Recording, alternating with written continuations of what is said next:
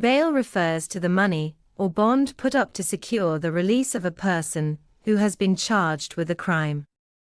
For minor crimes, bail is usually set by a schedule, which will show the amount to be paid before any court appearance.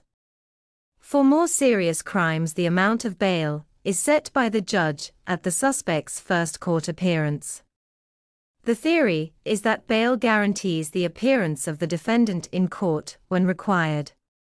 While the Constitution guarantees the right to reasonable bail, a court may deny bail in cases charging murder or treason, or when there is a danger that the defendant will flee or commit mayhem.